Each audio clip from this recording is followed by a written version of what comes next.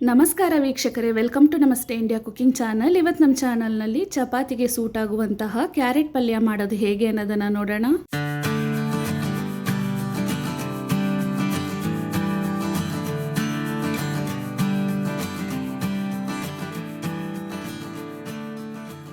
ಅರ್ಧ ಕೆಜಿ ಕ್ಯಾರೆಟನ್ನು ಸಿಪ್ಪೆ ತೆಗೆದು ತೊಳೆದು ಈ ರೀತಿ ತುರಿದಿಟ್ಕೊಂಡಿದ್ದೀನಿ.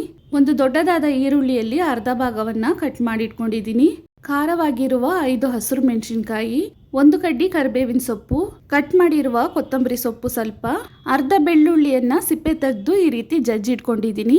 ಒಂದು ಬಾಣಲಿಯಲ್ಲಿ ಸ್ವಲ್ಪ ಎಣ್ಣೆಯನ್ನು ಹಾಕ್ತಾ ಇದ್ದೀನಿ. ಅಂದಾಜಿಗೆ 60 ml ಅಷ್ಟಿದೆ. ಎಣ್ಣೆ ಚೆನ್ನಾಗಿ ಬಿಸಿ ಆದಮೇಲೆ ಅರ್ಧ ಟೀ ಸ್ಪೂನ್ ಸಾಸಿವೆ ಪೂರ್ತಿ ಸಿಡಿದಾದ್ಮೇಲೆ 1 ಟೀ ಸ್ಪೂನ್ ಉದ್ದಿನ ಬೇಳೆಯನ್ನು ಹಾಕಿ ಲೈಟ್ ಕಂದು ಬಣ್ಣ ಬರೋವರೆಗೂ ಚೆನ್ನಾಗಿ ಹುರ್ಕೊಬೇಕು. ಇವಾಗ ಹಸಿರು ಮೆಣಸಿನಕಾಯಿ, ಕರಿಬೇವಿನ ಸೊಪ್ಪು ಮತ್ತು ಈರುಳ್ಳಿಯನ್ನು ಹಾಕ್ತಾ ಇದ್ದೀನಿ. ಈರುಳ್ಳಿಯ ಬಣ್ಣ ಸ್ವಲ್ಪ ಬದಲಾಗೋವರೆಗೂ ಬಾಡಿಸ್ತಿರ್ಬೇಕು. ಈ ಪಲ್ಯಕ್ಕೆ ಖಾರದ ಪುಡಿಯನ್ನು ಹಾಕೋದಿಲ್ಲ ಮತ್ತು ಕ್ಯಾರೆಟ್ನಲ್ಲೂ ಸಿಹಿ ಅಂಶ ಜಾಸ್ತಿ ಇರುತ್ತೆ. ಆದ್ರಿಂದ ಖಾರವಾಗಿರುವ ಹಸಿರು ಮೆಣಸಿನಕಾಯನ್ನೇ ಬಳಸಬೇಕು. ಇವಾಗ 1/4 ಟೀ ಸ್ಪೂನ್ಗಿಂತನೂ ಕಡಿಮೆ ಅರಿಶಿನದ ಪುಡಿಯನ್ನು ಹಾಕಿ ಬಾಡಿಸ್ತಾ ಇದ್ದೀನಿ. ಜಜ್ಜಿರುವ ಬೆಳ್ಳುಳ್ಳಿಯನ್ನು ಹಾಕಿ ಒಂದು ಅರ್ಧ ನಿಮಿಷ ಬಾಡಿಸ್ಕೊಂಡ್ರೆ ಸಾಕು. ಇವಾಗ ತುರಿದಿರುವ ಕ್ಯಾರೆಟನ್ನು ಹಾಕ್ತಾ ಇದ್ದೀನಿ. ಕ್ಯಾರೆಟ್ನ ಬದಲು ಬೀಟ್ರೂಟನ್ನು ಇದೇ ರೀತಿ ತುರಿದು ಸೇಮ್ ಮೆಥಡ್ನಲ್ಲಿ ಪಲ್ಯವನ್ನು ಮಾಡ್ಕೊಬಹುದು. ಈ 2 ಪಲ್ಯಗಳು ಗೋಧಿ ಚಪಾತಿಯೊಂದಿಗೆ ತಿನ್ನೋದಕ್ಕೆ ತುಂಬ ರುಚಿಯಾಗಿರುತ್ತೆ.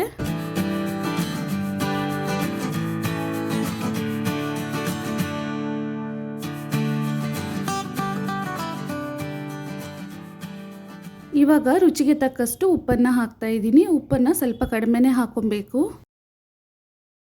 ಕ್ಯಾರೆಟ್ನಲ್ಲೇ ಜ್ಯೂಸಿನ ಅಂಶ ಇರೋದ್ರಿಂದ ಸ್ವಲ್ಪ ನೀರನ್ನು ಹಾಕಿ ಕ್ಯಾರೆಟನ್ನು ಬೇಯಿಸ್ಕೊಬೇಕು. ಕ್ಯಾರೆಟನ್ನು ತುರಿದಿರೋದ್ರಿಂದ ತುಂಬಾನೇ ಬೇಗ ಬೆಂದ್ಬಿಡತ್ತೆ.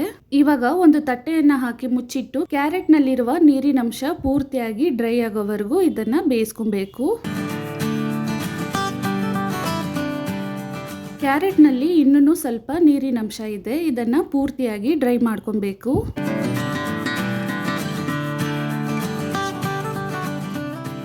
ಇವಾಗ ನೋಡಿ, ಕ್ಯಾರೆಟ್ನಲ್ಲಿರುವ ನೀರಿನಂಶ ಪೂರ್ತಿಯಾಗಿ ಡ್ರೈ ಆಗಿದೆ ಮತ್ತು ಕ್ಯಾರೆಟ್ನು ಚೆನ್ನಾಗಿ ಬೆಂದಿದೆ. ಕಟ್ ಮಾಡಿರುವ ಕೊತ್ತಂಬರಿ ಸೊಪ್ಪನ್ನು ಹಾಕಿ 1 ನಿಮಿಷದವರೆಗೂ ಬಾಡಿಸ್ಕೊಬೇಕು. ಕ್ಯಾರೆಟ್ ತುಂಬ ಫ್ರೆಶ್ ಆಗಿದ್ರೆ ಅದರಲ್ಲಿ ಸಿಹಿ ಅಂಶನೂ ಜಾಸ್ತಿ ಇರುತ್ತೆ. ಆದ್ರಿಂದ ಖಾರವಾಗಿರುವ ಹಸಿರು ಮೆಣಸಿನಕಾಯಿ ಮತ್ತು ಪಲ್ಯಕ್ಕೆ ತಕ್ಕಷ್ಟು ಸರಿಯಾಗಿ ಉಪ್ಪನ್ನು ಹಾಕಿ ಆ ಸಿಹಿಯನ್ನ ಬ್ಯಾಲೆನ್ಸ್ ಮಾಡ್ಕೊಬಹುದು. ಇವಾಗ ಚಪಾತಿಗೆ ಒಳ್ಳೆ ಕಾಂಬಿನೇಷನ್ ಆದಂತಹ ಕ್ಯಾರೆಟ್ ಪಲ್ಯ ತಯಾರಾಗಿದೆ. ವೀಕ್ಷಕರೇ, ಈ ರೆಸಿಪಿ ನಿಮಗೆ ಇಷ್ಟ ಆಗಿದ್ದರೆ ನಮ್ಮ ಚಾನಲನ್ನು ಲೈಕ್ ಮತ್ತು ಸಬ್ಸ್ಕ್ರೈಬ್ ಮಾಡಿ. ಧನ್ಯವಾದಗಳು.